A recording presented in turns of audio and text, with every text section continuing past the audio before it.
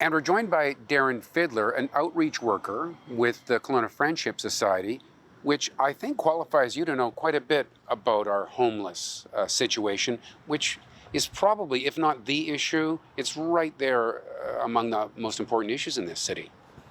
It's definitely hard to ignore. Since I've started this, I've seen a lot of problems that I never even thought of before I started advocating for the homeless people. And You were it's, saying before this interview that you want to be a voice.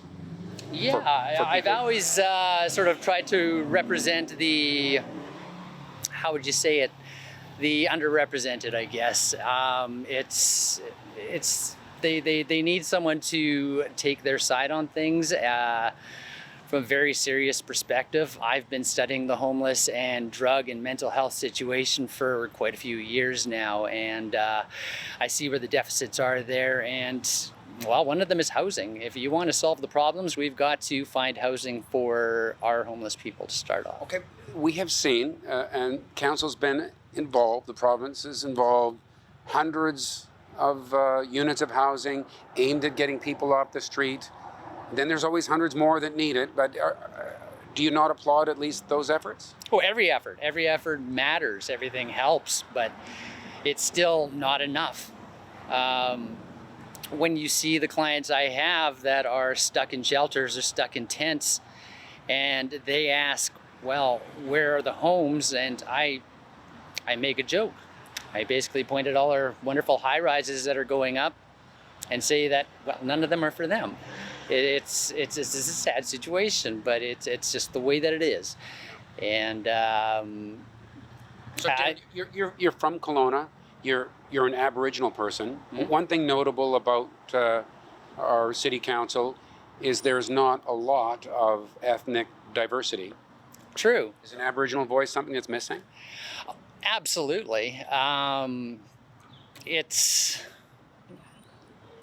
I mean, in terms of reconciliation, you know, there should be a First Nation councillor on probably every city council, let alone if a mayor, you know, one or the other. But It's not enough to hear speeches begin with an acknowledgement of the origins of the land. well, as they should end that is, this is the first step. You know, there's many steps towards reconciliation. I find it hard to focus on that, though.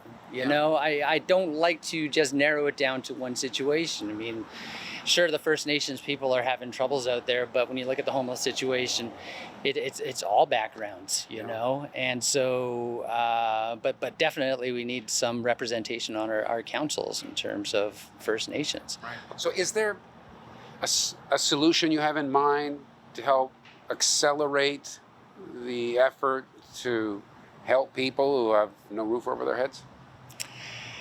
To help, well, I mean, we've got some great organizations in BC that are helping. I've seen some great efforts with City Council trying to work with it too.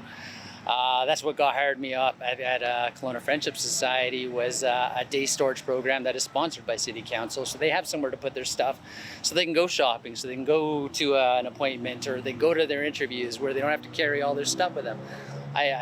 That was something I never even considered before, and sort of there's so many other little things that just don't cross our mind when we think of homelessness.